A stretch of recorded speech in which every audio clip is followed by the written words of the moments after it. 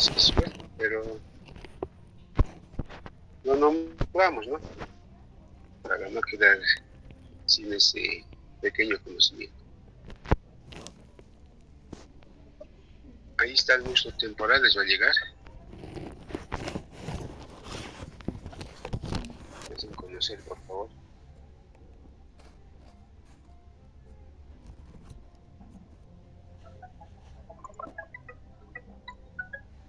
Mira, este músculo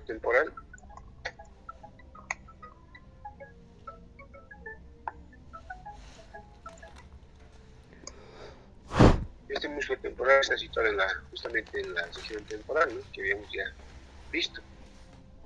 Yo creo que sus inserciones, todos ustedes ya han leído lo que yo les voy a aportar sobre su inervación y su irrigación. Este músculo está inervado por el nervio maxilar inferior. Ahí hay unas ramas que se llaman el temporal profundo anterior, medio y posterior. Han debido leer ya un poco en la región temporal. Entonces, son 3 nervios y también tiene 3 vasos. La arteria temporal profunda anterior, la arteria temporal profunda media y la posterior. 2 de ellas ramas de la maxilar interna y una de ellas rama de la arteria temporal superficial. Son 3 porque si ustedes se fijan en esta imagen inferior, el músculo temporal tiene 3 haces también. Los haces anteriores, que son verticales, aquí están oblicuos, pero en realidad son verticales. Los haces medios, en esta dirección, oblicuos, y los haces posteriores o inferiores, ¿verdad? Va a tener su propia arteria, su propio nervio, y va a tener su propia función. Entonces eso hay que ya empezar a recordar, porque eso vamos a aplicar en la técnica. Y al igual que otros músculos, este músculo temporal tiene también su revestimiento aponeurótico, como estamos viendo acá.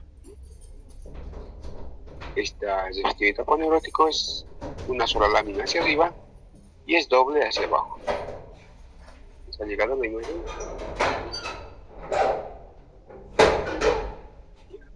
Así es. Y luego su inserción ya se toma en cuenta todos los límites de la fosa temporal. El video que creo que no da. Al final vamos a ver si es que hay tiempo. Luego tenemos el músculo massétero, este músculo que está situado sobre la rama ascendente de la mandíbula y ocupando uno de los planos de la región maseterina, ¿no? Ahí está nuestro massétero. Este músculo, para su descripción, presenta 3 haces, una superficial, unas medio y unas profunda, cuya característica de variación es la dirección de sus fibras. Por ejemplo, lo que nosotros estamos viendo es el lazo superficial. Están con la imagen, inserciones y descripciones.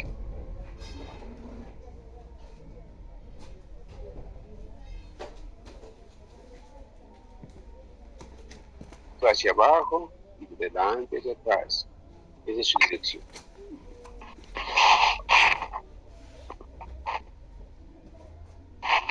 Luego tenemos el haz medio. Este haz medio está en gran parte cubierta por el lazo superficial. Solamente se puede ver una pequeña zona como es esta parte. Y ahorita Priscila, por favor, su micrófono.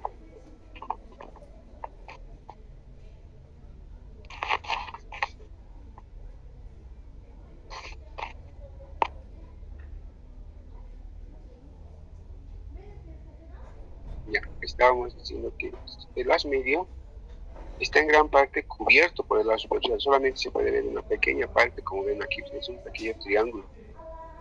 Y se caracteriza por la dirección de sus fibras. Estas fibras son de tipo vertical. Y el haz profundo, que no se puede ver porque no hay imagen de haz profundo, con sentido transverso, ya no esta oblicuidad que hemos visto en el haz superficial, sino es oblicuo en sentido transverso, de afuera hacia adentro, donde se inserta más o menos en el arco cigomático y llega hasta la apófisis coronoides, ese tipo de oblicuidad. O muchas veces este haz es también atribuido músculo temporal. Se le llama el as yugal del temporal. Entonces, por eso es que en esta imagen inferior usted solamente puede ver que tiene dos haces. Ya. Este músculo está inervado también por el nervio maxilar inferior. Les recuerdan que hay un nervio maseterino. Y hay también una arteria maseterina en la maxilar interna. Pero no solamente, digamos, estas dos estructuras inervan e irrigan a este músculo, sino que también la arteria facial, cuando pasa el borde inferior de la mandíbula, emite un ramo llamado maseterino para este músculo. Doble inervación, irrigación tiene. Estamos viendo, les va a llegar la imagen de la aponeurona maseterina, que este músculo también está envuelto por la lámina aponeurótica. Me avisan cuando les llegue. ¿Cuál es la característica de esta aponeurosis, aparte de su inserción que ustedes van a leer? Es que en el espesor de esta aponeurosis se encuentra el conducto parotidio, así como lo hemos descrito en región masentérica, ¿no? Cuando ustedes han leído región masentérica han debido aprender que en el espesor de la aponeurosis, o en un desdoblamiento de la aponeurosis, se encuentra este conducto parotidio. Y también suele encontrarse, junto con el conducto parotidio, la prolongación anterior de la glándula parótida, como estamos viendo acá. Esta aponeurosis es como una protección que tienen esas dos estructuras. Luego tenemos los dos músculos pterigoideos, el pterigoideo externo y el pterigoideo interno. Aquí estamos el pterigoideo externo, a conocer cuando les llegue la imagen.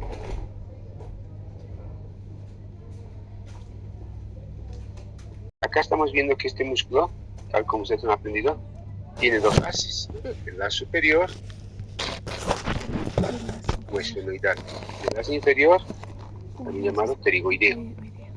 Su esquemático, y aquí abajo en este corte coronal también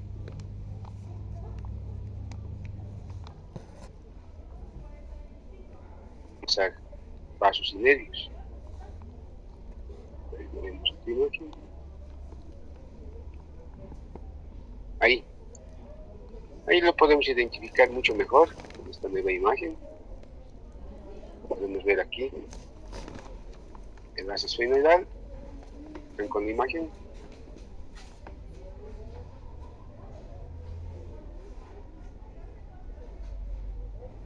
El haz esfenoidal y justamente la separación que habíamos dicho. Esta separación permite el paso del nervio temporobucal, nervio que va a inervar a este músculo. Recuerdan ustedes que la arteria maxilar interna también tiene ramos pterigoideos que van a irrigar a este músculo.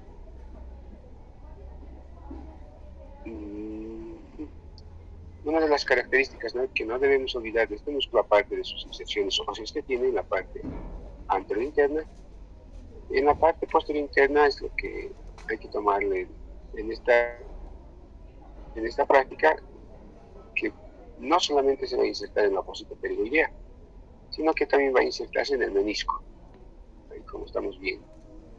Entonces esto va a ser importante cuando estemos haciendo movimientos del ATM, inserción del músculo sobre el menisco. Luego tenemos el músculo pterigoideo interno. Es un músculo que está en la región pterigomaxilar por dentro del pterigoideo externo. Aquí les va a llegar la imagen, inserciones y descripciones.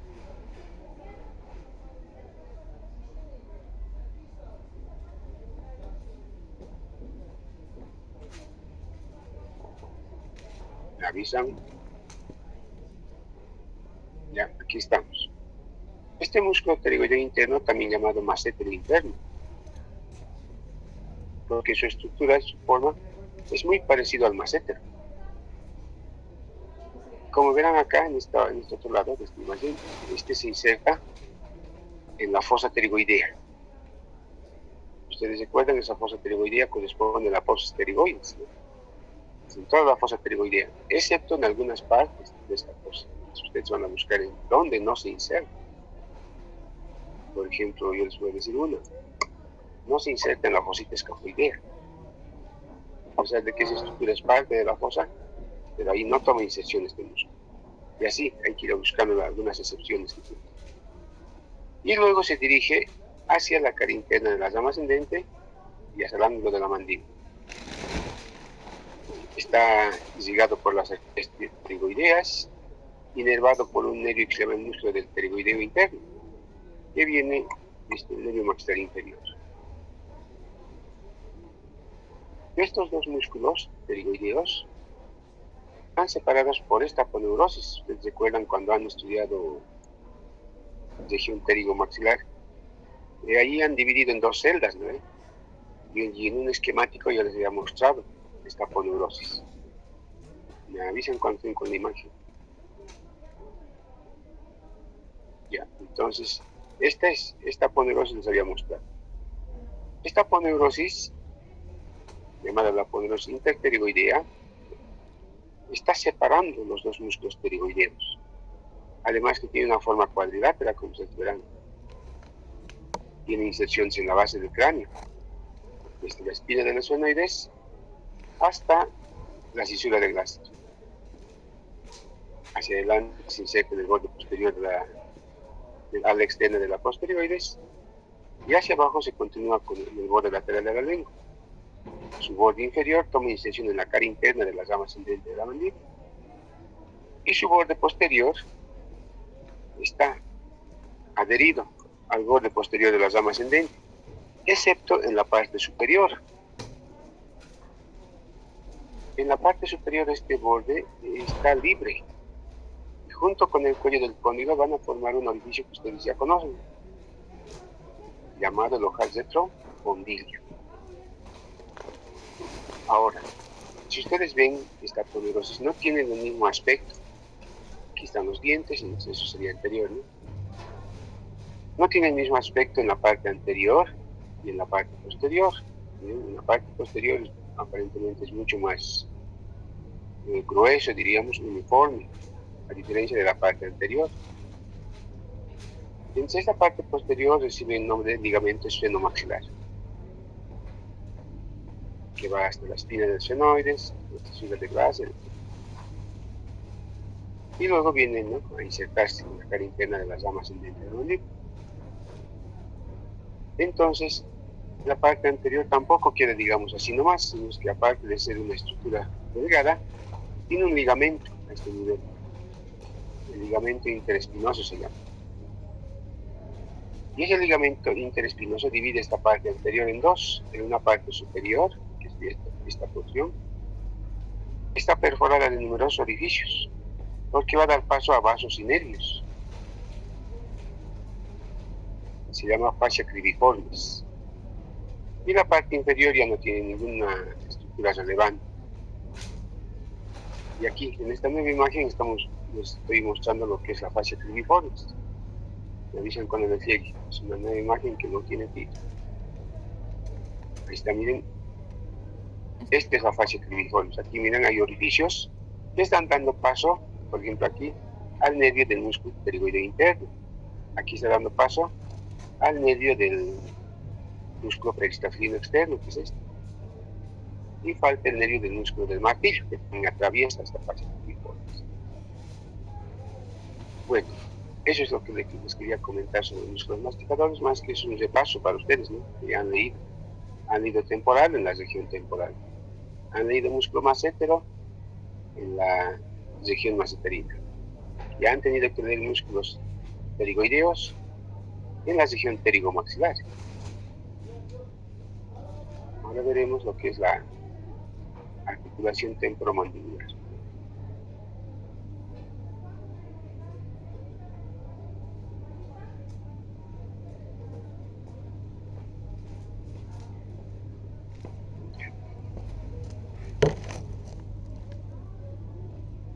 Revisen cuando les llegue la imagen. La articulación temporomandibular es el conjunto de estructuras que van a permitir a la mandíbula realizar todas sus funciones, la masticación, la devolución y etcétera, ¿no? Todo lo que las funciones que hemos hecho en cavidad bucal, excepto el gusto, ¿no? Entonces eso es la TEM, conjunto de estructuras que van a permitir el desplazamiento de la mandíbula en diferentes direcciones. Pero esta ATM no trabaja, digamos, independientemente, sino que está en relación directa con la superficie dentaria, con el articulamiento dentario. Entonces, por eso recibe este nombre que tiene acá abajo: articulación temporomandibulo dentaria, pero cuya estructura, digamos, morfológica o su forma de esta articulación de la superficie dentaria depende del tipo de alimentación de la especie. No es igual, ¿no es cierto? Por ejemplo, los roedores, ¿no?, tienen sus incisivos bien desarrollados. Incluso se dice que va creciendo constantemente y ellos lo van desgastando con esos movimientos que realizan, principalmente anteroposteriores. Por ejemplo, los carnívoros, donde tienen su canino bien desarrollado y solamente casi hacen movimientos de corte y desgarro, ¿no? Tienen predominantemente movimientos verticales. O, por ejemplo, los herbívoros, rumiantes, ¿no?, los cuales tienen unos molares bien desarrollados. Eso sí, hacen movimientos laterales predominantemente, ¿no? Desde el tipo de alimentación depende la forma o la morfología que va a tener nuestra TM y nuestra superficie dentaria. Y nosotros, ¿no?, que somos un resumen de todos, porque podemos hacer todos los movimientos: hacer llevar adelante hacia atrás, hacer roído, hacer corte, hacer molido, movimientos laterales, y además tener la capacidad de unir todos estos movimientos con el nombre de circunducción. Por eso es nuestra articulación algo compleja. Se hace a veces difícil el estudio de esta tema. Complicado, no se puede entender, pero bueno, hay que ir leyendo con calma, ¿no? Y esta tema, obviamente, hay que clasificarla, ¿no? Nos va a llegar una imagen clasificación. Hay que clasificarla, entonces, ustedes, para ya comprender esta articulación, tienen que volver a leer lo que es articulaciones. En el primer tema está arqueología, ¿no? Tienen que volver a leer eso. Si van a leer eso, se les va a facilitar la comprensión. Pero si no van a leer eso, pues esto va a ser medio chino.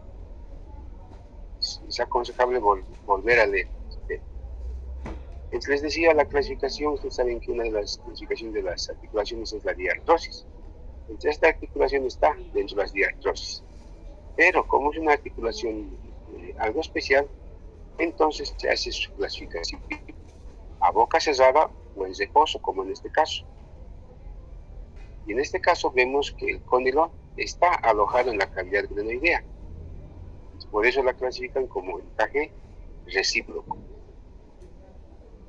Tienen que acordarse cuáles son las características, o volver a estudiar, pues, ¿no?, cómo son las características del encaje recíproco. O en esta otra, miren, cuando la mandíbula está separada del maxilar superior, cuando las dos arcadas están separadas, estamos en la apertura máxima de la boca. Entonces aquí el cóndilo mandibular choca con el cóndilo temporal. Y entonces se dice que es una diartrosis de tipo bicondilio. Entonces, así es la clasificación: a boca cerrada y a boca abierta, en estado estático o en estado dinámico. Al igual que las radiografías que ustedes van a pedir seguramente, ¿no? Las radiografías de ATM no solamente es a boca cerrada, tienen que ustedes pedirlo a boca cerrada y a boca abierta. Ahora, también se dice que esta articulación es un tipo de enartrosis, así como las articulaciones de nuestros hombros, pero que esta Esta clasificación de artrosis que se le da a la ATM tiene movimientos limitados. No son como nuestros hombros. Cada hombro puede hacer un movimiento diferente, ¿no ve? No están simultáneamente realizando movimientos, lo cual no puede ocurrir en la ATM porque estas dos articulaciones temporomandibulares derecho e izquierdo están unidos por el cuerpo de la mandíbula, entonces pues, no podrían hacer solo un movimiento, solitos, cada articulación. Tienen que ser ensayos solidarios. Ahora, ¿qué características tiene la articulación temporomandibular? Para describir esta articulación, primero tenemos que describir las superficies articulares. Tenemos que describir un menisco que tiene esta articulación. Hay que describir todo el sistema ligamentoso y hay que describir su membrana sinovial. Pues vamos, les va a llegar las superficies articulares.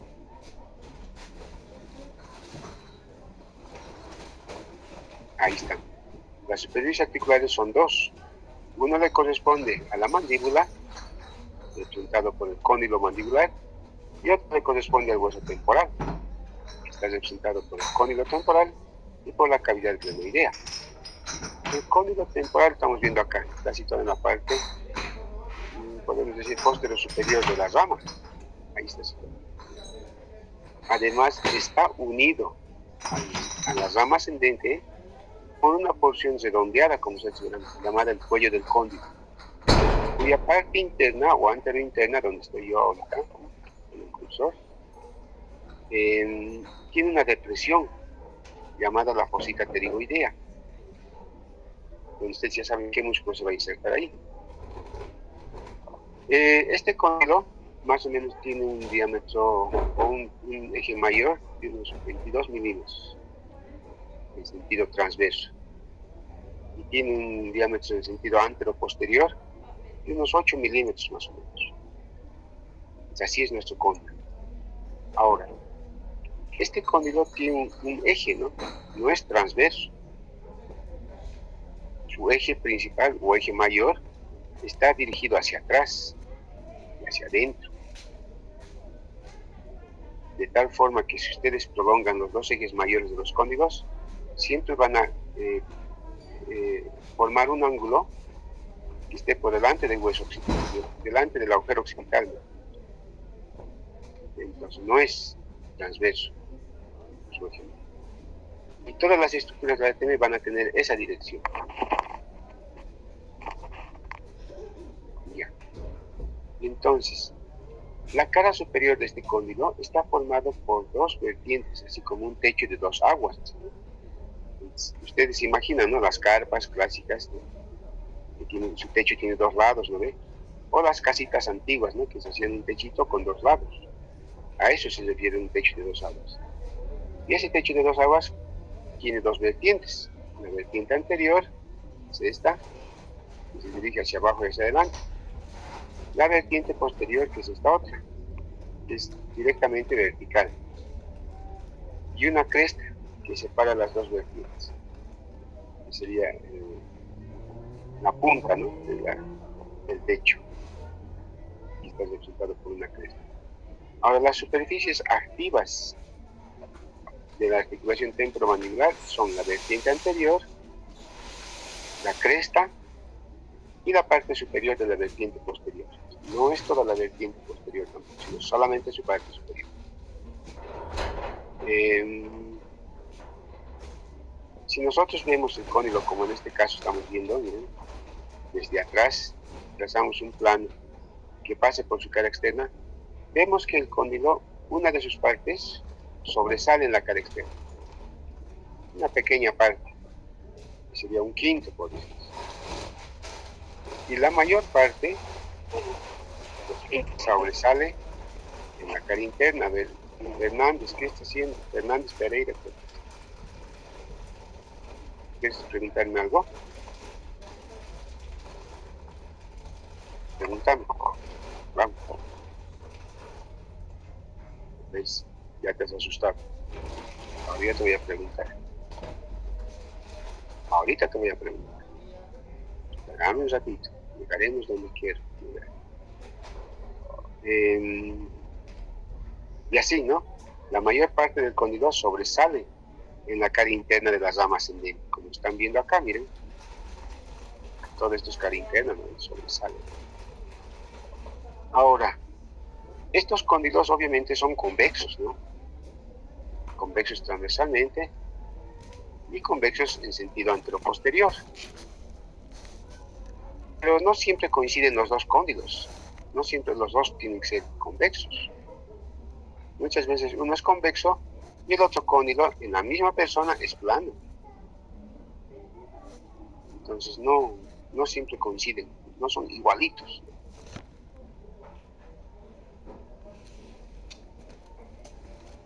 ¿Podrá haber una persona que no tiene cóndilos? A ver, Fernández, justamente, que quería preguntar. Fernández Pereira, creo que es. ¿Podrá haber? No creo haber puesto muy así. ¿No crees que pueda haber alguien sin cóndilo? A ver, ¿y a otra persona?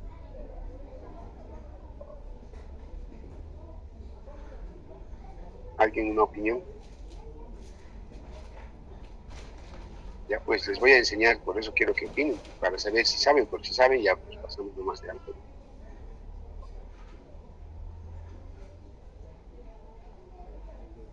¿Podrá haber una persona que no tiene cóndilos? ¿Su función podrá ser la misma? ¿Mover su mandíbula a todo lado? ¿Podrá ser o no podrá ser? No, doctor. No, doctor. Ya. Pues les comento que sí. Sí, por ejemplo, ustedes, en un caso extremo, por ejemplo, ustedes ven, hay personas que tienen su mandíbula bien adelantada, ¿no ve? Normalmente nuestra mandíbula está situada por detrás de los incisivos superiores, ¿no? Si ustedes en este momento muerden, todos creo que tienen ese tipo de mordida. Pero a veces, en los perritos, en los pequineses, a veces yo veo que su mandíbula sobrepasa al maxilar superior. Yo nunca he tenido un pequinés, pero sí veo, ¿no? Tal vez ustedes también les han visto. Y eso también puede ocurrir en las personas, ¿no? Que nuestra mandíbula esté adelantada, prognatismo. Entonces los cirujanos, los maxilofaciales, los que hacen este tipo de cirugías, muchas veces deciden quitarlo al cóndilo. Y de esa forma, al quitar el cóndilo, la mandíbula pues retrocede. Y luego ya se cicatriza y realiza su función normal. Entonces por ahí alguna vez les va a tocar una radiografía donde vean que no hay cóndilo. Y le van a empezar a interrogar a su paciente, ¿no? ¿Qué ha pasado? ¿Qué han operado? Entonces el paciente sí, tenía un problema en mi mandíbula y me han hecho este tratamiento. O tal vez uno de ustedes haga, ¿no? Es una forma también de solucionar ese problema de mandíbulas que están muy adelantadas. Y luego la otra superficie es, les decía, la superficie temporal, que está representada por el cóndilo. ¿A qué estructura del temporal le llamamos cóndilo? Eso ya han llevado. ¿A qué estructura del temporal le llamamos cóndilo? Cóndilo del temporal. Vamos.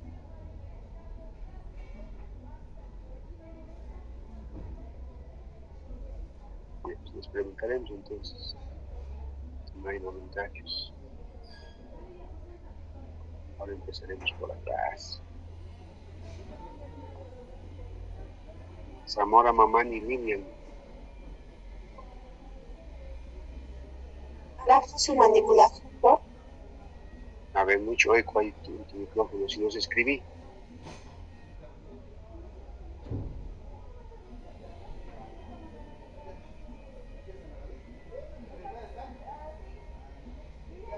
A ver, también que nos mande su mensaje. Jerry Astorga. Doc, ¿Cómo es? ¿podrías repetir la pregunta? Ah, no estás atendiendo, no estás en la clase. ¿A qué se le llama cóndilo en el temporal? El cóndilo del temporal es una estructura, no sé cómo describirlo, es como una estructura que se asemeja a la parte del cóndilo de la mandíbula. Ya, pero pues ya se estudió temporal, pues, ¿a cuál de las estructuras le llamamos cóndilo? A la estructura que está hacia atrás de la cavidad glenoidea. Hacia atrás, eso es el conducto auditivo externo. El que se atrás del conducto auditivo externo. Hacia atrás, hacia adelante. ¿Cuál es su otro nombre? Pues entonces, pero...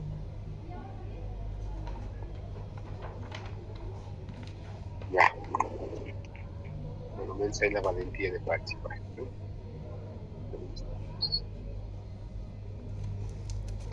Ya. No deben olvidarse, son cosas fundamentales que se tienen que acordarse para siempre. Imagínense, ni siquiera ha pasado 2 meses y ya se han olvidado. ¿Qué será de aquí a 5 años cuando estén egresando? Ya no se van a acordar nada. Pues hay cosas que ustedes tienen que marcar en su texto porque eso les va a servir, ¿no? O anotarse en un cuadernito. Aparte, yo tengo, por ejemplo, yo y varios tenemos un cuaderno donde están las cosas fundamentales, de las cuales no puedo olvidarme. Por ejemplo. Hasta cuando voy a ir a una conferencia, van a hablar seguramente de algo de lo que tengo anotado. Y si no, pues recuerdo esas pequeñas cosas. ¿Cómo voy a entender una charla? No puedo entender. Entonces ustedes ya han llevado. La raíz transversa del zigoma se llama cóndilo. Si ustedes recuerdan, tiene raíz longitudinal y tiene raíz transversa. A esa raíz transversa le llamamos cóndilo. Por eso decíamos, el cóndilo del temporal es superficie articular. Y si siguen recordando, este cóndilo es convexo, de adelante hacia atrás, y puede ser plano en sentido transverso, o ligeramente a veces cóncavo, dice. Y la cavidad glenoidea, yo sé que si eso recuerdan, ¿no? O fosa mandibular, que se llama. Esa cavidad glenoidea es bastante amplia, está limitado por diferentes estructuras, como ser la espina del esfenoides hacia adentro, la raíz longitudinal del zigoma hacia afuera, el hueso timpánico hacia atrás, junto con sus apófisis, que tiene ese hueso timpánico, y hacia adelante la vertiente anterior de la raíz transversa del zigoma. Entonces, pero recuerdo que esta cavidad glenoidea, en el fondo, tenía una cisura. ¿Quién se acuerda de esa cisura? Cisura de Glaser. Eso, ¿no ves? La cisura de Glaser divide a la cavidad glenoidea en dos partes. En una parte anterior, lisa y bien pulida, que en realidad va a ser la parte activa de la articulación. Esa parte va a participar en la ATM, esa parte anterior. Y esa parte anterior le corresponde a la escama.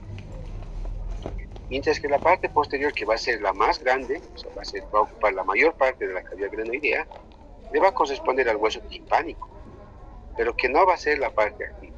Con eso, ahí no participa la ATM.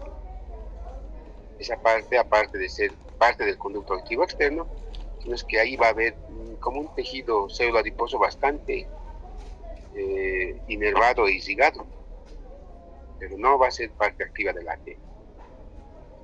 Ambas superficies, tanto el cóndilo del temporal y la parte anterior de la cavidad glenoidea, van a formar con una zona de forma rectangular, con el eje mayor anteroposterior, de tal forma que el cóndilo mandibular puede desplazarse de adelante a atrás fácilmente en toda esa superficie, tanto de la cavidad glenoidea como del cóndilo temporal. Pero en sentido transverso, la cavidad glenoidea, su porción articular, va a ser casi del mismo tamaño que el cóndilo mandibular. Entonces eso hace medio difícil que la mandíbula pueda realizar movimientos laterales fácilmente. Y ustedes remuevan su mandíbula hacia un lado a otro lado, muy poco se mueve, a diferencia de que ustedes abran la boca grande. Por esas diferencias de tamaño, de superficie. Ya, ahora les va a llegar cartílago de revestimiento, dice, pero en realidad es un tejido fibroso. Me avisan. Aquí está, miren, Estas dos superficies articulares, ¿ya? Como aquí vemos la superficie articular del temporal y la superficie articular del cóndilo mandibular, están revestidas, en este caso ustedes ven, por una línea ploma, ¿no? Es un tejido fibroso, carente de vasos y nervios. Esto va a proteger a las superficies articulares. Y eso de que es carente de vasos es también muy importante tomarlo en cuenta, porque gracias a esa propiedad de no tener vasos, digamos, entonces este tipo de articulación es muy difícilmente es atacado por problemas inflamatorios, o como por decir, por artritis. Pero sí puede ser, digamos, puede tener problemas de degeneración, o sea, artrosis. Entonces, a veces en su AT me van a decir, artritis tengo, y se manifiesta en la artritis. Gracias a estas propiedades de estos tejidos que recubren las superficies articulares. Los grosores ya están en el texto, ¿no? Vamos. Ahora, volveremos a estudiar. Como ustedes verán, el cóndilo temporal es convexo y el cóndilo mandibular también es convexo, ¿no? Entre ambas superficies, convexidad con convexidad, no podría realizarse los diferentes movimientos al cual está destinada esta articulación. Entonces necesitan de un elemento intermedio que adapte las dos superficies. A eso le llamamos el menisco articular, que les va a llegar la imagen o ya les ha llegado.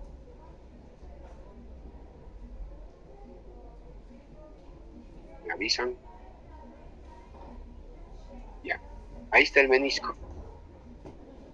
Este menisco es un fibrocartílago que establece esa armonía que debe haber entre las dos superficies articulares. Además, permite la rotación de uno de sus elementos. ¿Quién va a rotar? Obviamente se supone pues, que la mandíbula, ¿no? No puedes rotar la base del cráneo. No puedes rotar el temporal, porque son estructuras fijas. Para impedir que las superficies articulares se junten. Este menisco es poco, no se puede aplastar, es como duro. Entonces impide que las superficies articulares se junten.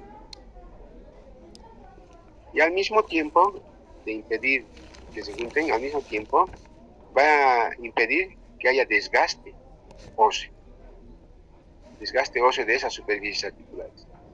Imaginen, ustedes tienen 26, 22, 19, yo tengo más de 25, y entonces, pues nuestra articulación y nuestras superficies óseas, si no hubiese este cartílago, ya estuviesen pues plana, ¿no? Después de tantos años, bien planos sería.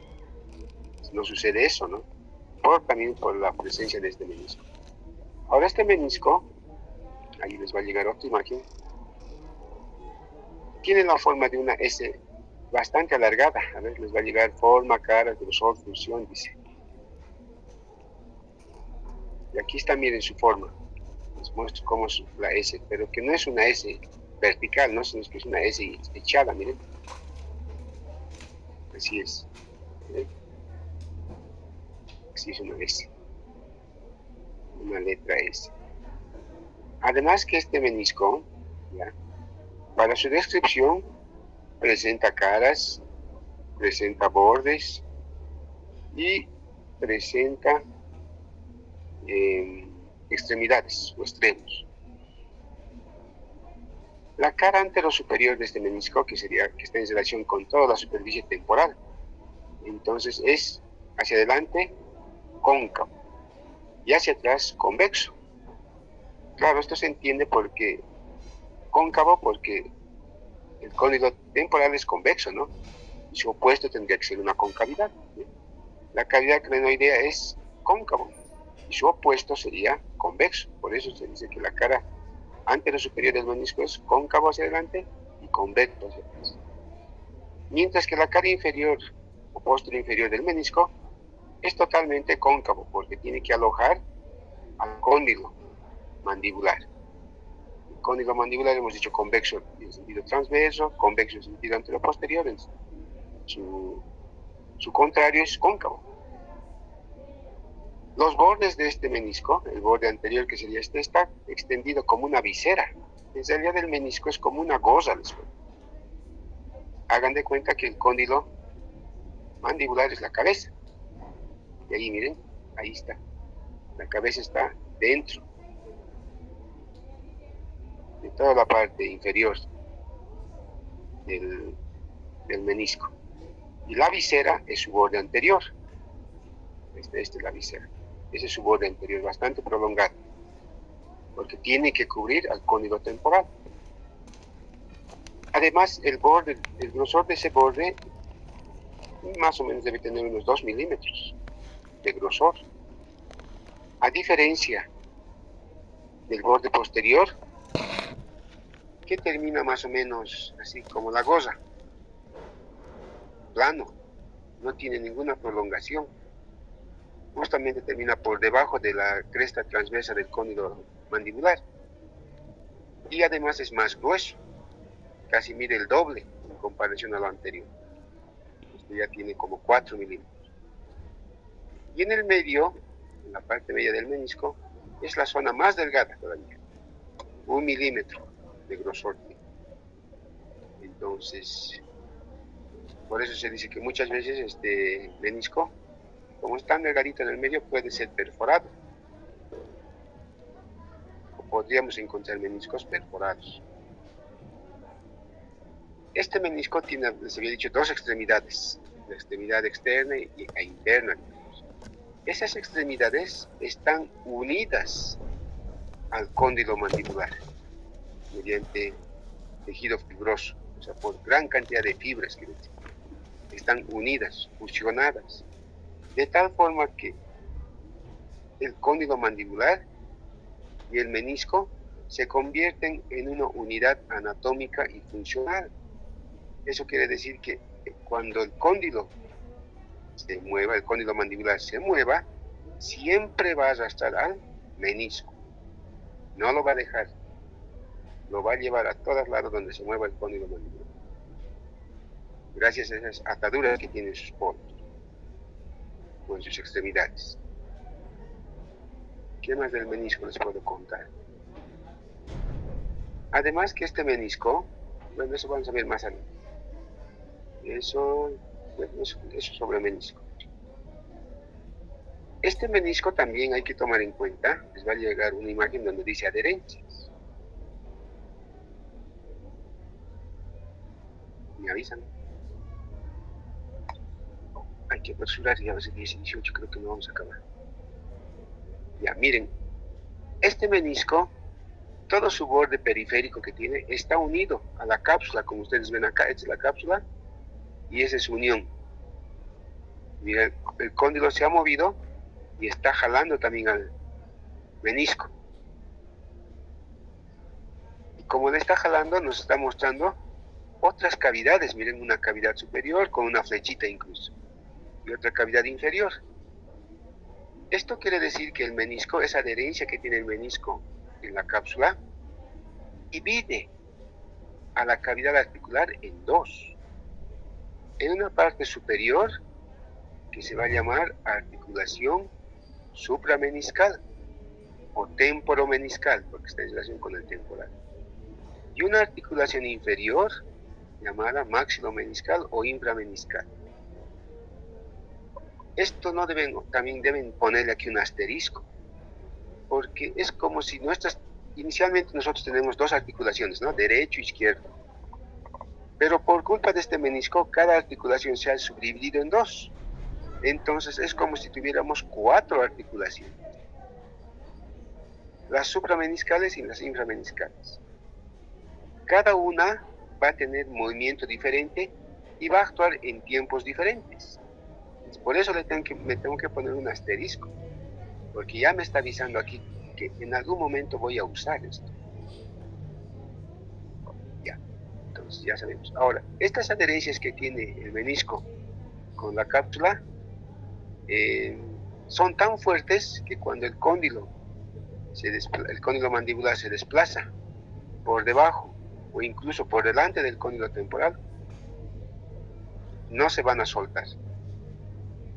No son como nosotros que tenemos un problemita, ya, tú por tu lado, yo por tu lado, ya no me agarres más.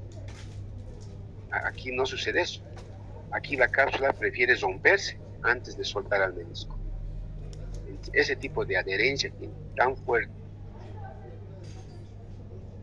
Seguimos. Vamos a correr un poquito. Luego tenemos el sistema ligamentoso.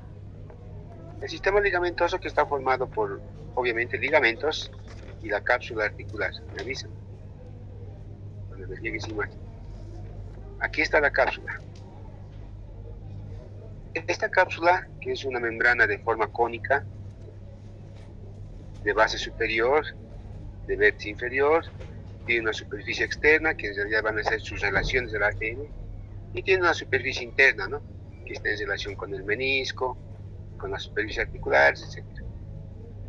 Su base, que es superior, va a tomar inserción en los límites de la cavidad glenoidea, excepto en la parte posterior. Les recuerdo cuáles son los límites de la cavidad glenoidea. Hacia adelante me dice la vertiente anterior del cóndilo temporal. Hacia adentro la espina del esfenoides.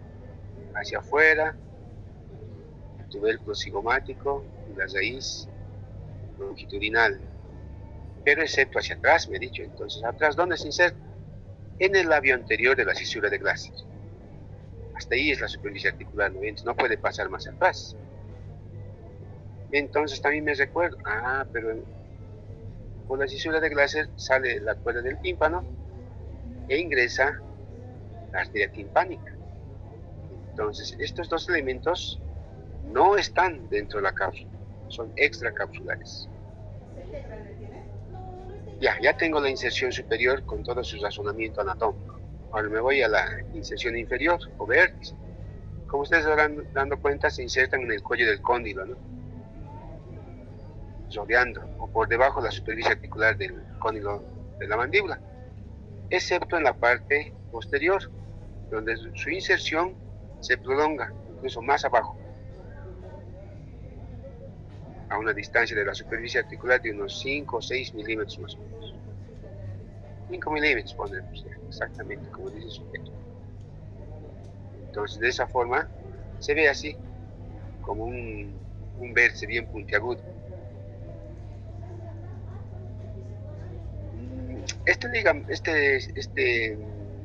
Esta cápsula está formado por dos tipos de fibras largas y gruesas, que son las fibras externas y que van de hueso a hueso, quiere decir de temporal a mandíbula.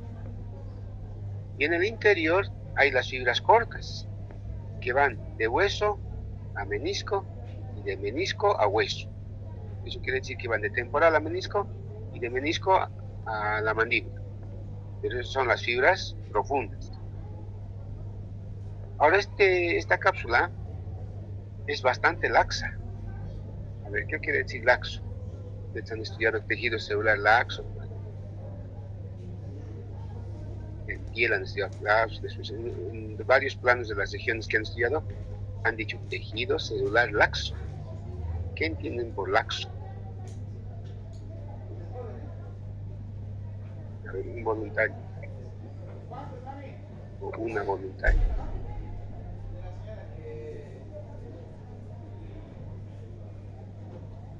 Nadie. Entonces buscaremos algo.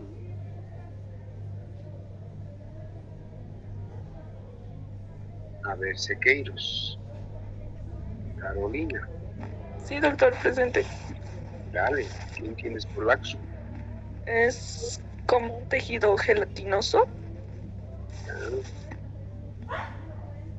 A ver. Sí. Quispe Nadir.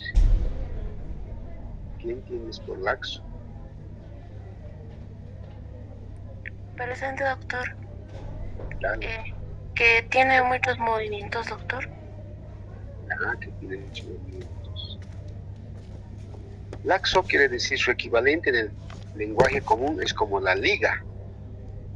Todos conocemos la liga, ¿no ve? Que puede estirarse y puede volver a su tamaño normal, ¿no ve? Eso es la cápsula articular, como quiere decir que tiene una característica de liga. Puede estirarse, puede permitir que el cóndilo mandibular se desplace. Entonces, sin romperse. Eso es laxo. Liga. Ya. Luego tenemos diferentes ligamentos, que son ligamentos principales y ligamentos accesorios. Entre los principales tenemos al ligamento lateral externo. A ver, en la otra imagen. Aquí se ve mejor.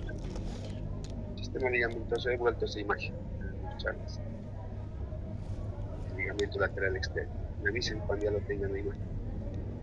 Aquí está. El ligamento lateral externo, como ustedes verán, de forma triangular, ¿no? Que se inserta hacia arriba en el tubérculo cigomático y en el borde inferior del arco cigomático. Y de ahí se dirige a la parte posterior inferior del cuello del cóndilo. Este ligamento en la parte posterior es bastante denso y por eso le llamamos la cuerda. Y en la parte anterior es bastante plana, digamos, plana y delgada. Por eso le llamamos la banda. La banda juntos, ¿no? La un poquito, banda. Y el ligamento lateral interno, que yo no tengo ninguna imagen de ese ligamento, que es algo similar al externo, ¿no? Que va desde la espina de los esfenoides hasta la parte posterior interna del cuello del cóndilo. De los dos ligamentos, este externo es el más importante. Este es el que realmente refuerza a la cápsula. Y luego tenemos los ligamentos accesorios, como este, por ejemplo, miren, aquí hay un ligamento entre la fosa estiloides y el ángulo de la mandíbula. Se llama el ligamento estilo-maxilar, que en realidad correspondía, o es, digamos, la regresión de un músculo que iba del ángulo de la mandíbula hacia el músculo estilo gloso. Eso se ha ido convirtiendo en este ligamento. Luego tenemos el otro ligamento, que es este, el esfenomaxilar, que ya lo hemos nombrado. Ustedes recuerdan que hace rato hemos descrito la ponerosa interpterigoidea. Ahí hemos nombrado este ligamento, ¿no ven? Y nos faltaría un ligamento llamado el pterigomaxilar. Estaría acá. Este ligamento pterigomaxilar se extiende desde el gancho pterigoideo hasta el reborde alveolar inferior. ¿Se recuerdan ustedes ese ligamento? Ya lo hemos nombrado, porque cuando hemos visto la cavidad bucal, hemos dicho, cuando separas la mejilla con uno de tus dedos, vas a observar una zona de forma triangular. Y si pones tu aguja, pinchas la parte media de ese triángulo, vas a encontrar el nervio dentario, ¿no? Así algo nos ha explicado, parecido. Y uno de esos límites de ese triángulo justamente era una prominencia causada por el ligamento pterigomaxilar. De ese ligamento estamos hablando. Entonces ese ligamento también es como un rafe, es un rafe medio entre el músculo buccinador que se inserta en su borde anterior y el músculo constrictor superior que se inserta en su borde posterior de ese ligamento. Por eso decimos, es un rafe intermuscular entre los dos músculos. También tenemos un ligamento, ahora sí, les voy a llevar otra vez sistema ligamentoso, pero con otras imágenes. ¿Me avisan?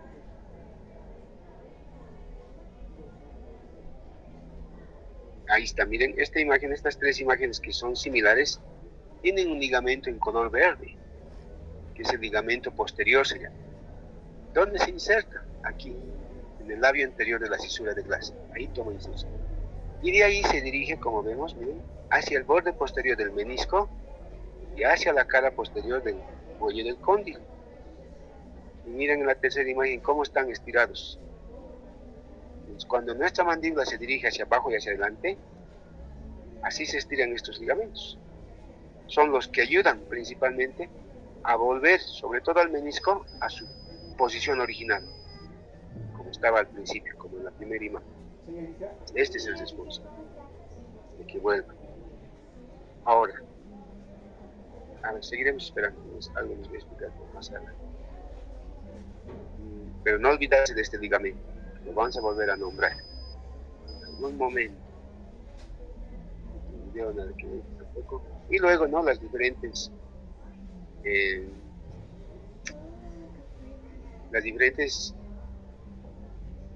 paredes que tiene nuestra cavidad articular están revestidas de una membrana delgada y transparente llamada la membrana sinovial. Como tenemos dos subarticulaciones, la suprameniscal y la inframeniscal, obviamente ambas tienen la membrana sinovial. Es una membrana, como les decía, delgada y bastante transparente. No hay pues imagen de eso, ¿no? Como es así transparente. Paredes, estas articulaciones de la supra y la inframeniscal.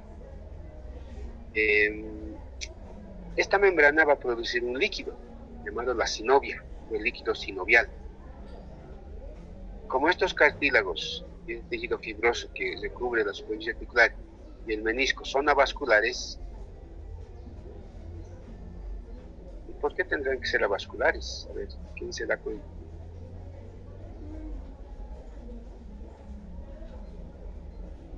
Ya, seguiremos. Son avasculares, entonces necesitan pues estos nutrirse, ¿no? Entonces esa nutrición le llega a través del líquido sinovial.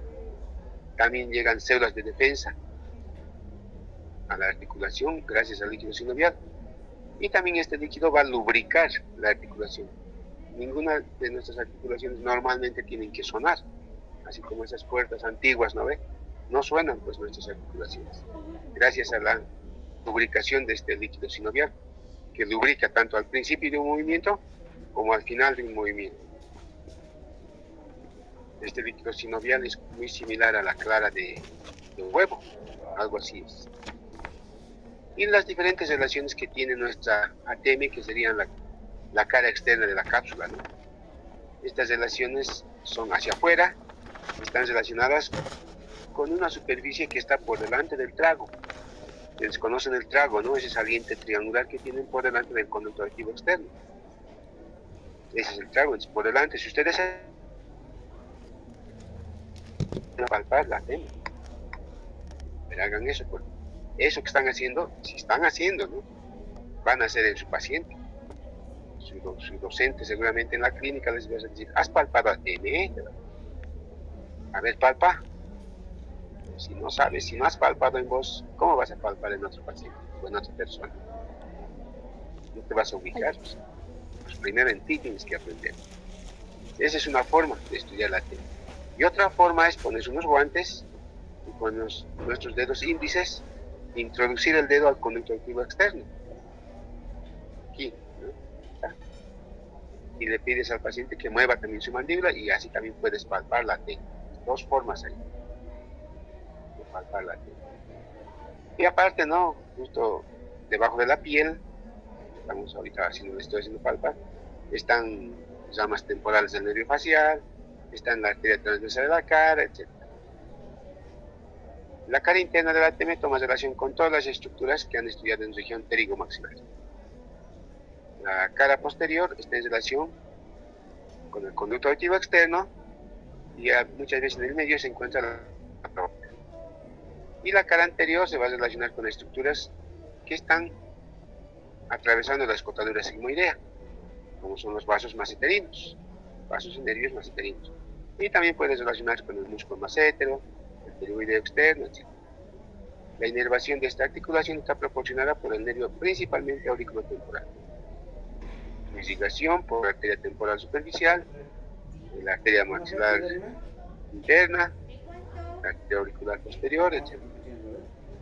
Una vez conocida la anatomía, toda la anatomía ya sepasada, ya tengo que empezar a entrar pues, a la dinámica, ¿no? Pero no puedo entrar directamente a la dinámica si no tengo algunos conceptos todavía claros. Las funciones ya les he hecho repasar en la anterior clase y tengo que acordarme de estos de conceptos que les voy a yo más o menos escribir rápidamente. Les va a llegar a comprender ese título.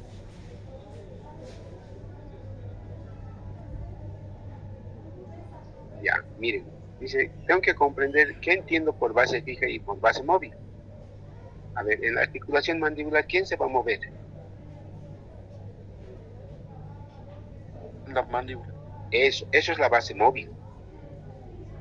Tengo que tenerlo presente siempre. Porque la base del cráneo no se va a mover, ¿no?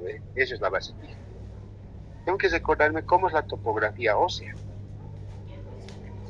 cómo es la cavidad glenoidea, cómo es el cónigo temporal, cómo es esa superficie entre el cónigo temporal y la cavidad glenoidea, que me permite gran desplazamiento del cónigo mandibular, sobre todo en sentido anteroposterior, y no así en sentido transverso. ¿Qué tipo de articulación es la ATM? Todo eso me tengo que recordar en esta parte. Tengo que recordarme el menisco. Y el menisco es poco compresible, o sea, no se puede aplastar, en otras palabras. Que el menisco es responsable que cada una de mis articulaciones se divida en dos. En una articulación suprameniscal, donde se va a producir el movimiento de traslación. Ahora sí ya le he agregado algo más, ¿no? Articulación suprameniscal, movimiento de traslación. Y la articulación inframeniscal, donde se va a producir el movimiento de rotación. Como les decía, cada una de las subarticulaciones va a tener diferente función. Y no van a actuar al mismo tiempo, sino también van a actuar en diferentes momentos, como ya vamos a ver cuando hagamos un movimiento. Tengo que acordarme de la elasticidad de los tejidos, de la capacidad de lo laxo que es la cápsula y los ligamentos que tienen esa capacidad de poder estirarse. Tengo que recordarme que la ATM funciona, digamos, independientemente. Sabemos que ambas ATMs, derecho e izquierdo, son solidarios. Por eso están unidos por el cuerpo de la mandíbula. Pues. Entonces, si en una ATM, digamos, en mi ATM del lado derecho, se produce un movimiento, en el lado izquierdo también se produce movimiento. A eso le llamamos solidaridad, ser solidario. Pero no solidario como algunas veces hacen algunos de ustedes, ¿no? Se ayudan en el examen. Solidarios en el examen. No ese tipo de solidaridad aquí, solidaridad de articulación. Tienen que recordarse la interdependencia que hay entre la ATM y todo el sistema dentario. Por ejemplo, ustedes, si están cerradas la boca, ahorita no podían llevar adelante su mandíbula, porque chocan sus dientes. Entonces, primero, tiene que haber un desengranaje dentario. O sea, tiene que abrir un poquito la boca. Abriendo un poquito la boca, recién pueden llevar la mandíbula hacia adelante. A eso se refiere esto, que hay una interdependencia. Por modificación en el sistema dentario, va a repercutir en la ATM. La ATM, si pierdes tus muelas, tiene que acomodarse a esa nueva situación. Tal como ustedes se han acomodado a la nueva situación de universitarios que tienen, que antes eran colegiales, no había mucha responsabilidad, solo tenías que aprender para el momento, para el examen. Esta responsabilidad que tienes hoy es diferente, porque estos conocimientos ya son para tu vida. Tienes que aprender para siempre. Tienes que acordarte que las inserciones musculares tienen diferentes áreas de inserción, los diferentes músculos. Por ejemplo, en la rama ascendente de la mandíbula se insertan los músculos elevadores, excepto el pterigoideo externo, que no es elevador. Pero en general se dice que en la rama ascendente se insertan todos los músculos elevadores de la mandíbula. Y en el cuerpo de la mandíbula se insertan todos los músculos depresores. Eso tienes que tenerlo presente y claro. Tienes que acordarte que la sinergia muscular quiere decir que los músculos se ayudan entre ellos. Para que se produzca, por ejemplo, el movimiento de apertura, de abrir tu boca, primero trabajan los músculos infrayoideos. Luego trabajan los músculos suprayoideos. Y luego recién trabaja el músculo pterigoideo externo. Entonces, entre ellos hay una sinergia muscular. Tienes que acordarte que también el régimen alimentario determina la forma de tu ATM. Por ejemplo, los lactantes tienen sus prominencias y cavidades óseas poco desarrolladas. Por ejemplo, a ver si van a ver un lactante, cuando se está alimentando, su mandíbula se mueve adelante y atrás bien rápido, ayudada por el músculo compresor de los labios, obviamente. Entonces, ¿por qué? Porque no hay nadie que le impida hacer movimientos anteroposteriores. No tiene prominencias óseas bien marcadas. Mientras que en nosotros, ya pues nuestras estructuras óseas están bien marcadas. Tenemos una cavidad glenoidea bien marcada, un cónigo temporal y mandibular bien desarrollado. Pero si nosotros vamos perdiendo nuestros dientes poco a poco y no los reponemos, nuestra ATM puede volver a ser muy parecido a la de un lactante. Tan parecido que nuestra mandíbula, como ya no hay prominencias óseas, ya no hay dientes que hagan tope a nuestra mandíbula, entre la mandíbula se puede desplazar fácilmente hacia adelante. Y lo cual se ve en muchos ancianitos, como en esta imagen. Miren cómo es la primera imagen. Va a llegar resorción ósea, dice.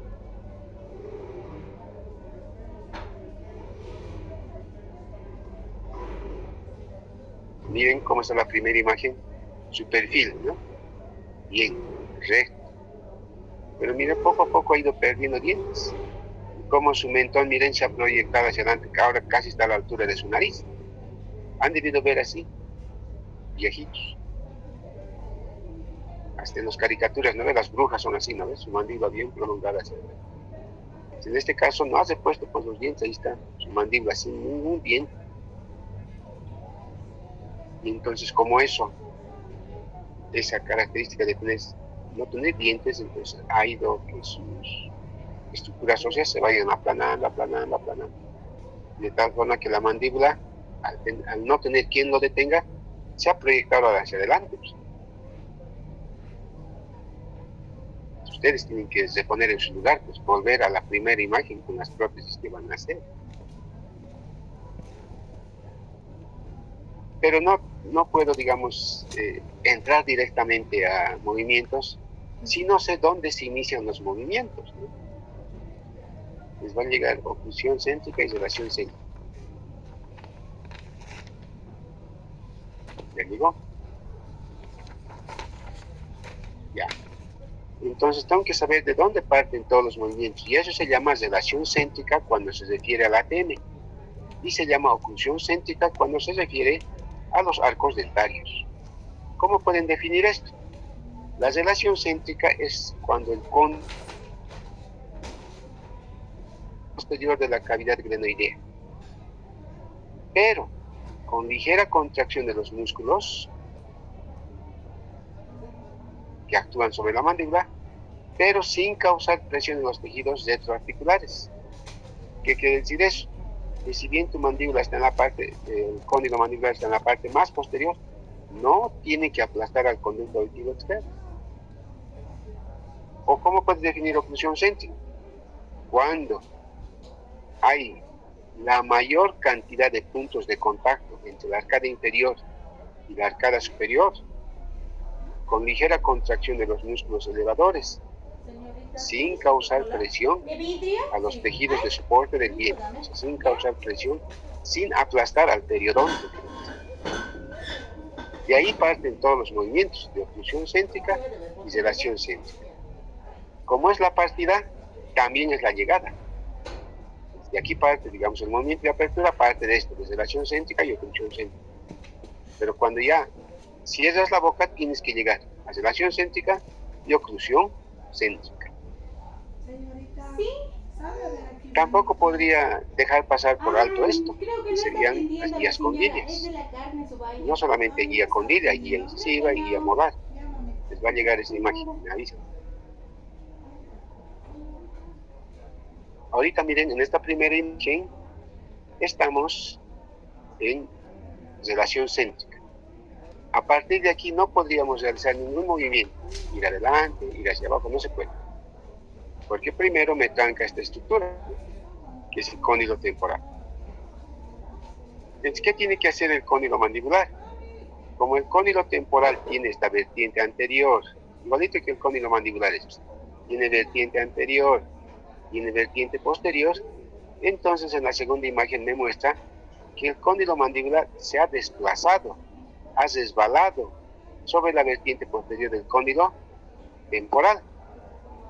A ese desplazamiento que tiene el cóndilo mandibular sobre la vertiente posterior del cóndilo temporal se denomina guía condilia. Y de tal forma, miren que en esta tercera imagen ya han llegado a chocar cóndilo con cóndilo. Aquí estamos en apertura máxima. Pero si exageras, si le empujas más su mandíbula, te va a ocurrir esto, como en la cuarta imagen. El cóndilo mandibular va a sobrepasar al cóndilo temporal. Y por lo tanto, la persona va a quedar con la boca abierta, porque no hay pues un elemento, una estructura, un músculo que lleve abajo la mandíbula. Sí puede llevarla hacia atrás.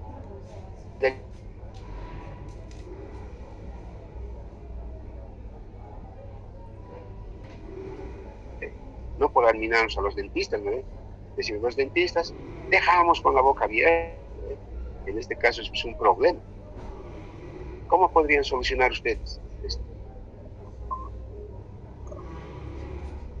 ¿Alguien se da cuenta? ¿Están viendo cómo podrían solucionar?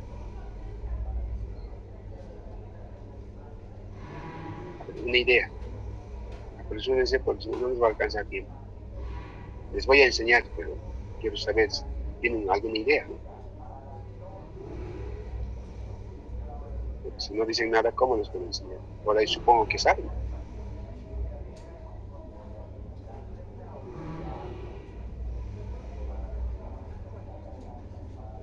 No, yo supongo que saben, como no dicen nada. Ya, entonces seguiremos. Así también les decía que hay guía incisiva y hay guía molar. Va a llegar a esa imagen. Ahí está. Si nosotros queremos llevar la mandíbula hacia adelante, tampoco nos dejan, ¿no ve? Los incisivos superiores están pues por delante, cubriendo los incisivos inferiores, ¿no ve? El borde incisal del incisivo inferior está chocando a la cara palatina del incisivo superior. Entonces no puede ir directamente hacia adelante. Entonces tiene que resbalar el incisivo inferior, tiene que resbalar sobre la cara palatina del incisivo superior. Y a eso se llama guía incisiva. Y también, como ustedes verán en estos molares, hay guía molar.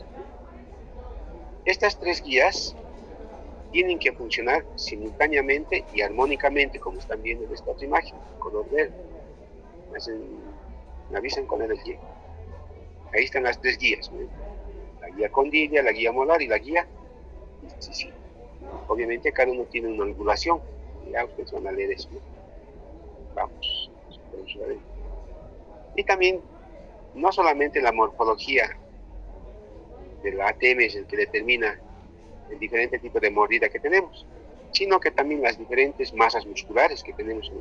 Y que están relacionadas con la ATM. Por ejemplo, nosotros somos masticadores normales. Lo que hemos descrito, en su mayor parte, se aplica a cada uno de nosotros. Les va a llegar esta imagen, ¿no? Mordidas de acuerdo a las masas musculares. Así es la mayoría de nosotros. Pero hay otras mordidas, por ejemplo del medio. Miren, su mordida es borde a borde. Los incisivos inferiores están chocando a los bordes de los incisivos superiores. Borde a borde, decimos, ¿ve? Entonces, aquí, ¿qué masa muscular está más activa, digamos? Los músculos maséteros. Este es un masticador maseterino. Hace movimientos principalmente de corte. Abre, cierra. Entonces, ¿cómo está su ATM? Sus prominencias y cavidades óseas son poco desarrolladas en este tipo de masticador maseterino. Entonces, ustedes con ver así una persona, ya pueden decir, aquí sus músculos maseteros son los que trabajan más. Por lo tanto, si le miran su cachete, probablemente sus maseteros estén pues bien desarrollados, ¿no? Bien cachetones. Y también pueden darse cuenta de su ATM. Sus prominencias y cavidades óseas no son muy profundas. O en este otro, miren, donde sus dientes superiores cruzan casi totalmente a los inferiores. Y en algunos incluso los superiores tapan a los inferiores. Tienen una mordida profunda, se dice, ¿no? Comúnmente decimos profunda, y nosotros decimos tiene una mordida cruzada. Entonces, ¿qué músculo aquí está trabajando? O sea, ¿qué músculo tiene más preponderancia? Los músculos temporales. Este es un masticador temporal. ¿Cómo está su ATM? Sus cavidades y prominencias son bastante marcadas. Cavidad ósea, cavidad glenoidea bastante profunda. Guía condilla bastante inclinada.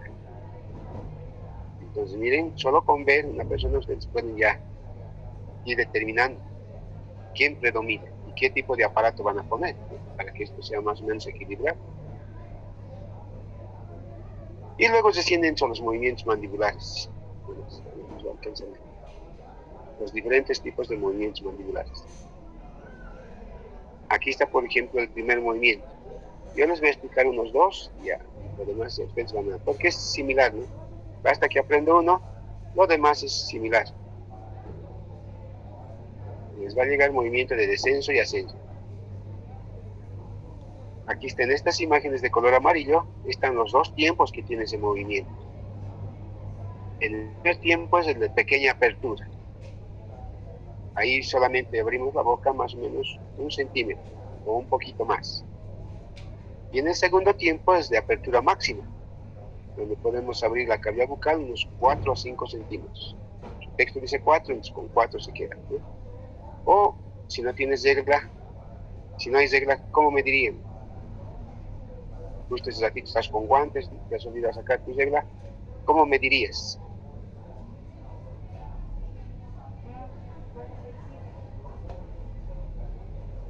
Pues, ¿cómo medirían si no hay regla en ese momento? 47 bolivianos. Debería cancelarme así se Es el grupo que menos participa en la después de escuela. comprar. No les gusta anatomía. Sí, ¿Por qué no quieren participar?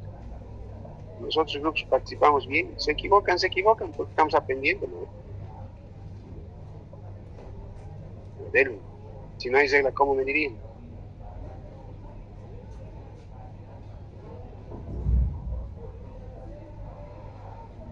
De modo, pues, el que cayó otorga, no supongo que sabe. Entonces, así, tenemos el de... Ya, pues ya me he hecho perderles. No hay fuerza para explicar. No hay aplausos para explicar. Cuando ustedes participan, estimulan a su profesor, al ponente que está explicando. Ya, ahora sí volveremos. En esta pequeña apertura, primero tiene que ocurrir lo siguiente. El hueso hioides tiene que estar fijo. Tiene que haber primero un desengranamiento dentario, porque estamos en oclusión céntrica y en relación céntrica, ¿no? Entonces tiene que modificarse eso. ¿Cómo se modifica? Primero, el hueso hioides tiene que estar fijo. ¿Quién fija el hueso hioide? El hueso hioides, el músculo o los músculos infrahioideos. Se contraen y ponen fijo al hueso hioides. Una vez que está fijo el hueso hioides, entonces actúan los músculos suprahioideos, como ser el miloioideo, el genioideo y el digástrico, el vientre anterior del músculo digástrico. Esos se contraen y llevan el mentón hacia abajo y hacia adelante, produciendo la pequeña apertura. Ya sabemos qué músculos están contrayendo. ¿Y cuál de las articulaciones está funcionando? Supra o inframeniscal. Pues veo la ATM y veo que hay una ligera rotación del cóndilo que arrastra al menisco. Rotación, ¿dónde me ha dicho rotación? En la articulación inframeniscal. Ahí se produce el movimiento de pequeña apertura. Como estos músculos suprahioideos son pequeños, cortos, y ya al hacer este movimiento ya se ha agotado su capacidad de poder contraerse más, ya no se pueden contraer más. Entonces pasamos a la segunda fase, que sería el movimiento de gran apertura. ¿Quiénes participan? Ahora aquí entra en la actividad los músculos pterigoideos externos, ambos pterigoideos externos, con la misma fuerza, derecho, izquierdo, y con la misma intensidad. Entonces, cuando en un movimiento participan músculos opuestos, o sea, derecho, izquierdo, quiero decir, ¿no? Con la misma fuerza y con la misma intensidad, se llama un movimiento también simétrico. Simétricamente están actuando los dos y producen el desplazamiento de la mandíbula hacia abajo y hacia atrás, produciendo lo que llamamos la gran apertura o apertura máxima. Ahí están, los dientes incisivos se han separado totalmente, en la distancia que les decía hace rato. Ya sabemos qué músculo está actuando y vemos la ATM. ¿Cuál de las articulaciones está funcionando? Ahora, ese traslado del cóndilo mandibular por debajo del cóndilo temporal se produce en la articulación suprameniscal. Por eso les decía, esta supra e inframeniscal actúan de diferente forma y en diferentes tiempos. Miren las imágenes que habíamos visto hace rato, están aquí abajo, ¿no? Las tres.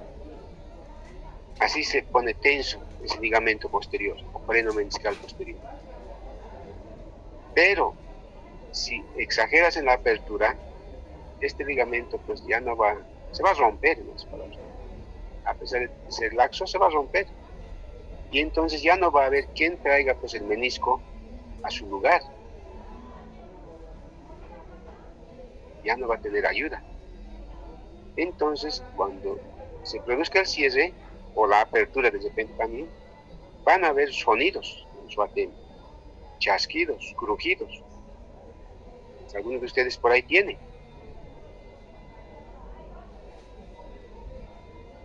A eso ya le vamos a llamar la subluxación o luxación del ATM.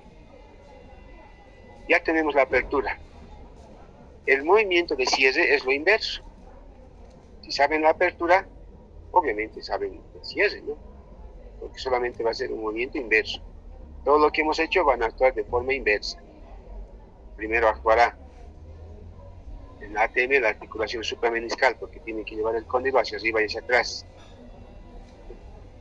Una vez que está ya con el cóndilo casi en su lugar, entonces todo tendrá que volver a oclusión y elevación céntrica. ¿Quién se hace cargo de eso? Los músculos elevadores. Se van a contraer y van a hacer que haya oclusión céntrica y van a poner el cóndilo mandibular en su lugar, elevación céntrica.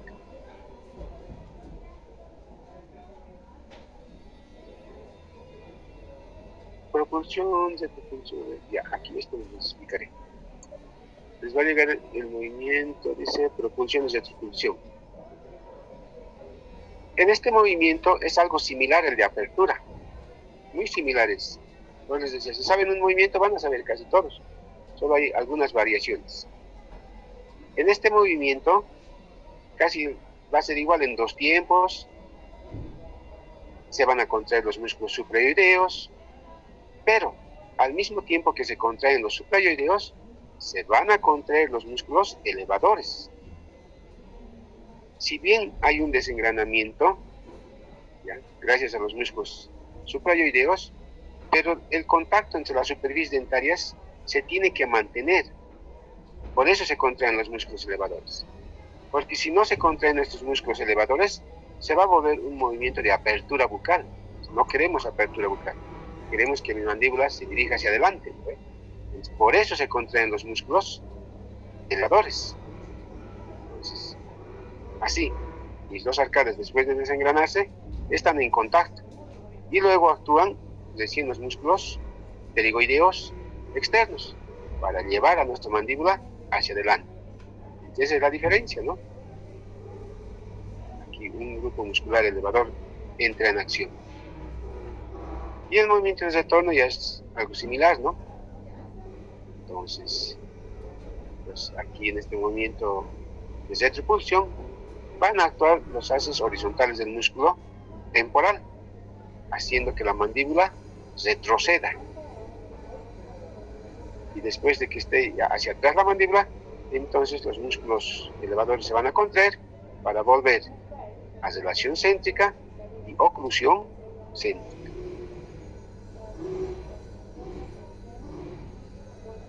Esto de protrusión y llevar la mandíbula hacia atrás, ¿no? Este otro movimiento, el movimiento de lateralidad. Lateral centrífuga y lateral centrípeta. Centrífuga quiere decir cuando mi mandíbula se va a la derecha. Centrípeta cuando vuelve a su posición. En este movimiento, por ejemplo, si mi músculo pterigoideo externo del lado derecho se contrae, mi mandíbula se va a dirigir al lado izquierdo. Entonces,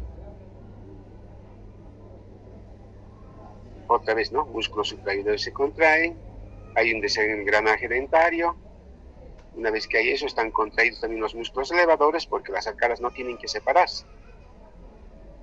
Una vez que estamos ya más o menos borde a borde, entonces se contrae uno de mis pterigoideos, ya no los dos. Entonces, al no contraerse los dos, porque uno es diciendo uno, entonces uno de ellos predomina sobre el otro. A eso llamamos movimiento asimétrico. Entonces se contrae mi músculo pterigoideo derecho y mi mandíbula se dirige al lado izquierdo. ¿Qué ha pasado en la ATM? Primero ha trabajado la articulación inframeniscal, luego la articulación suprameniscal, pero solamente en el lado derecho. Mi cóndilo derecho se ha dirigido hacia adelante, hacia abajo y hacia adentro. Pero como la articulación ATM es solidaria, mi cóndilo del lado opuesto, el izquierdo, se ha dirigido hacia atrás y hacia fuera. Ese es un movimiento de lateralidad.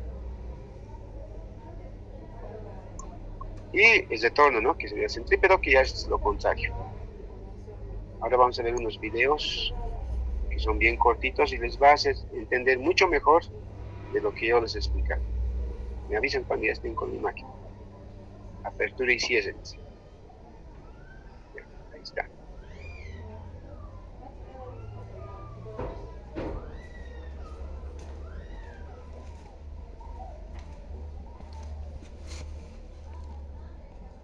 Y ahí parten todos los movimientos, eso les está mostrando. Función y relación centro.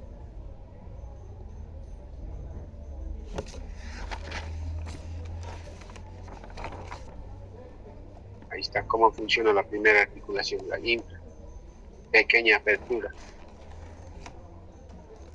¿Cuánto aquí está? 12 milímetros.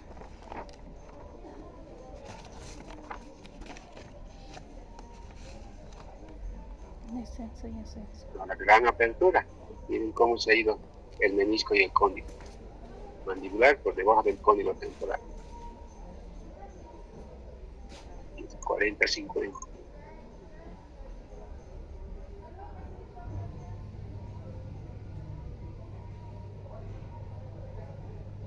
Movimiento de cierre del músculo temporal y luego los músculos elevadores. Listo, veremos este otro. Con eso ya yo creo que ya se han dado cuenta. Veremos este otro movimiento de protrusión y lateralidad.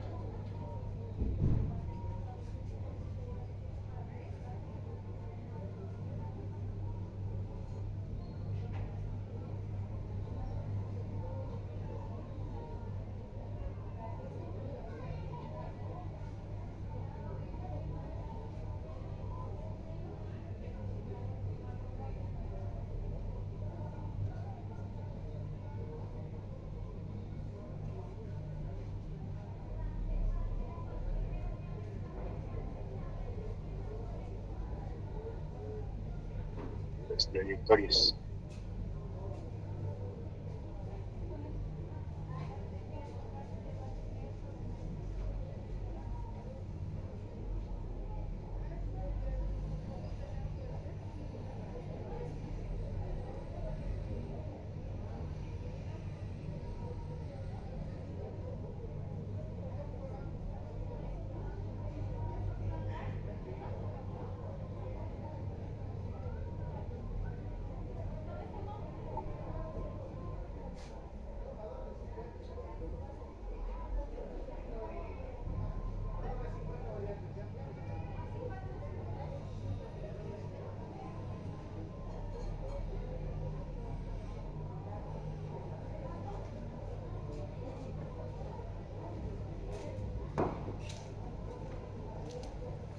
Que con uno de los cóndigos hace gran desplazamiento y el otro también solidario, ¿no?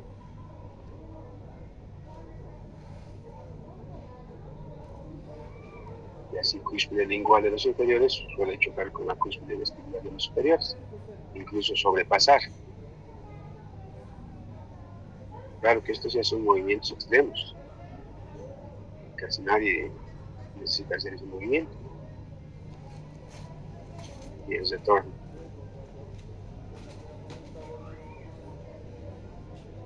Con sus lágrimas para no olvidarse.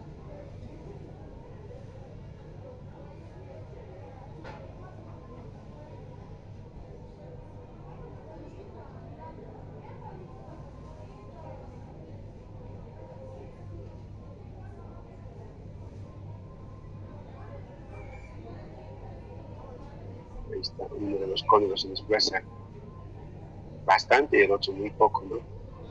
Así es el movimiento lateral.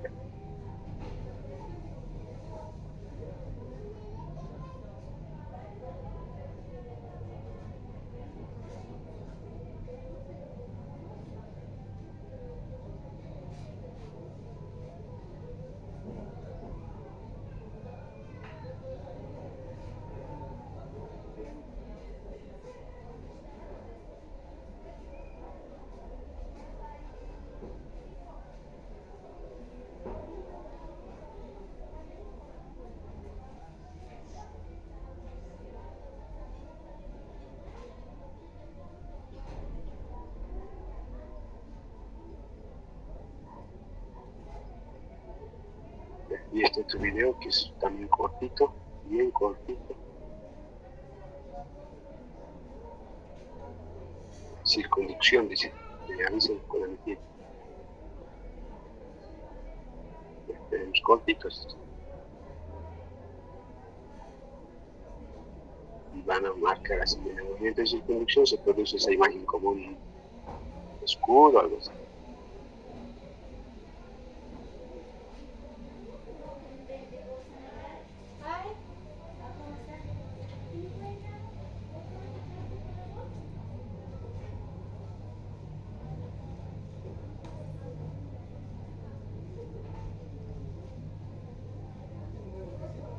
No, casero. Complicado. Ah, quería por cortito. Listo.